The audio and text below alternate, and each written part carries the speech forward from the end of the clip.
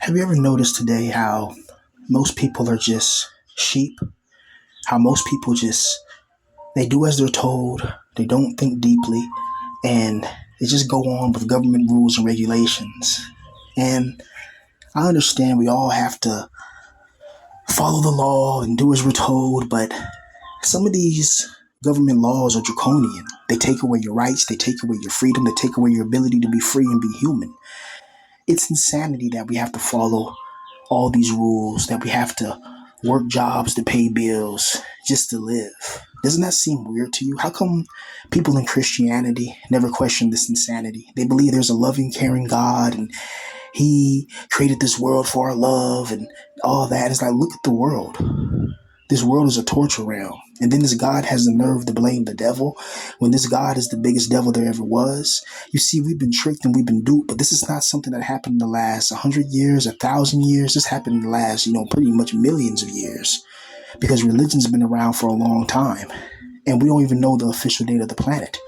Can you trust what these scientists are telling you when they're all, belong to Freemason organizations or other occult organizations that they swear oaths of loyalty and security oaths to? And they swear oaths never to tell the public the truth. If we lived in a good world created by a good God, it wouldn't look like this. It wouldn't have all these restrictions and everything designed to kind of break you down and everything designed to make you feel small, to make you feel low, to make you feel like you're nothing, to make you feel like, you're just insignificant. Everything that we go through in this world is designed to break your confidence, to break your mind, and make sure that you stay stagnant. And when you're trapped in stagnation, it leads to the degradation of the mind and the spirit, which ultimately leads to neutralization. A couple of days ago, I lost one of my close friends, somebody that I considered a brother from another mother, and somebody that I considered, one of the people that if I ever got rich and successful, you know, I was going to make sure that they good. If you help me out when I'm down and out and I ain't got no money and I'm struggling, um, and you help me out, I'll never forget it, you know, because this world is so rare to find people who are willing to help you, who have compassion and empathy for you. So you have to hold on to these people and you got to make sure that you keep it real with them, you know. See, a lot of us, we come from toxic backgrounds. We come from isolated backgrounds where we feel like we're all alone because in reality we are alone. A lot of us don't have anybody to really go to. Who and where do we go when we need help and need advice as a man? And then you got to think about the older you get, the more complicated life gets. And what I mean by that is that if you're old or older person and you don't have a lot of money, then you're gonna have to figure out multiple ways to gain money. You're gonna have to figure out multiple ways to sustain your mentality because this world is truly designed to break your mind. It's designed to break just you as an individual and a person, and it's designed to make sure that you're isolated while it does it. This whole life feels scripted. It feels like certain people are destined to win and other people are destined to fail. It really feels that way. It truly feels that way that certain people are meant to be at the top. Certain people are meant to be successful. You ever notice that somebody does something so easy, and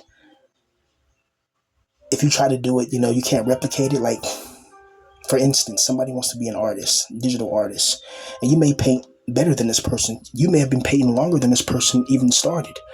And yet this person gets like some rich girl from New York, who has, daddy's money or grandfather's money, and she buys the art, and she likes it, and she's working on a comic book series, and she hires you to be the artist, and she pays you, or she pays that person $50,000, and you're looking at that like, damn, that person met this rich girl in New York, and he's getting paid 50 grand to just do what he wants.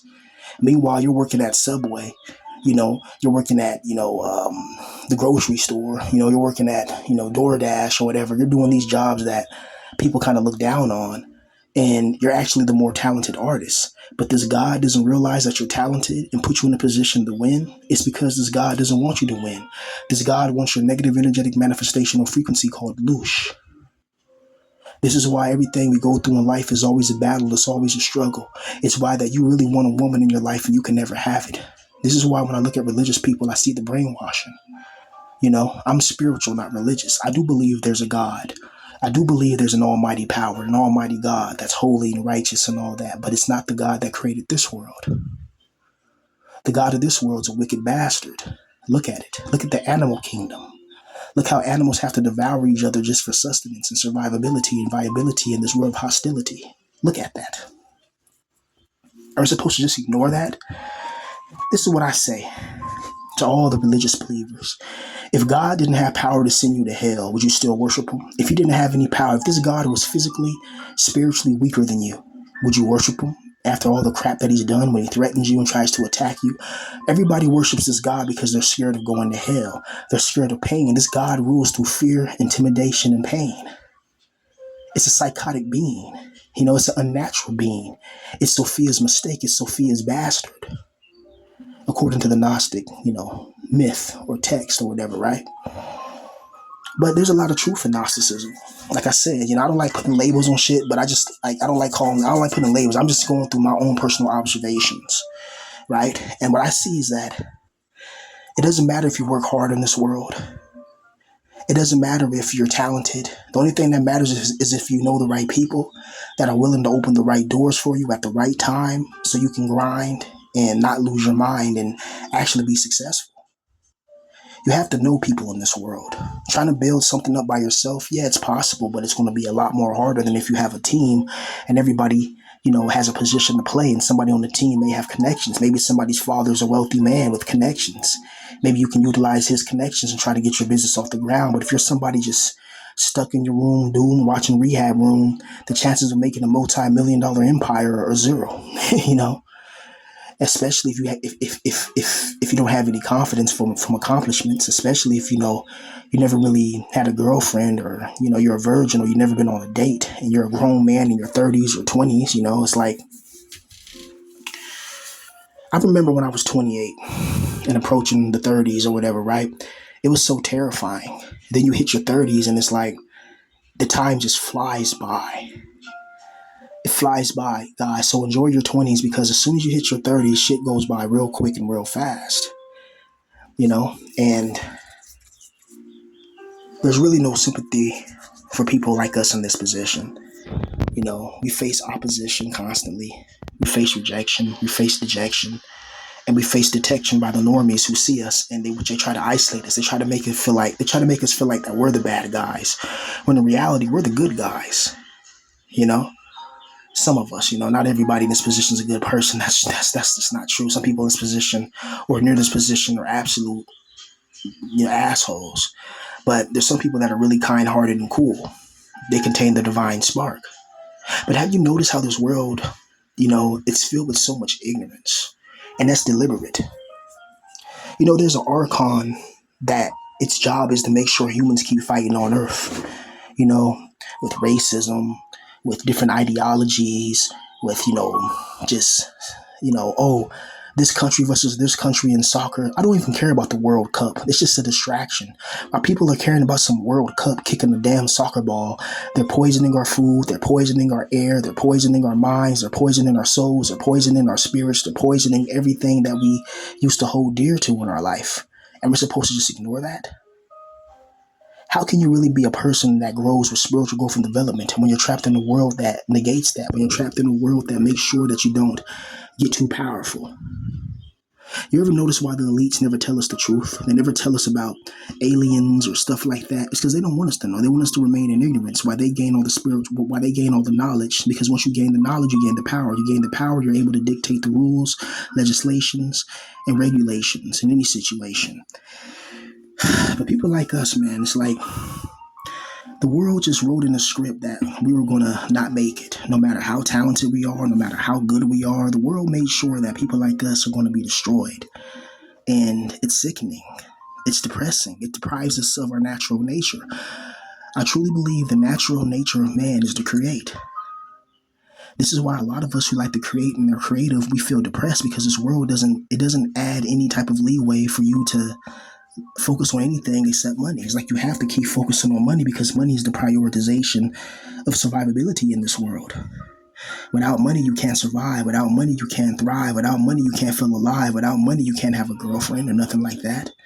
Especially for guys like us. Maybe if you're some handsome guy that's attractive, you can attract a billionaire like Jeremy Meeks, and that changes your whole life. But not everybody, not all of us have those looks, and not everybody can pull that off. Plus, we got to understand, guys in our position, we may lack social abilities, meaning that if you did meet a girl, what are you going to say to her? Let's say you meet a girl, right?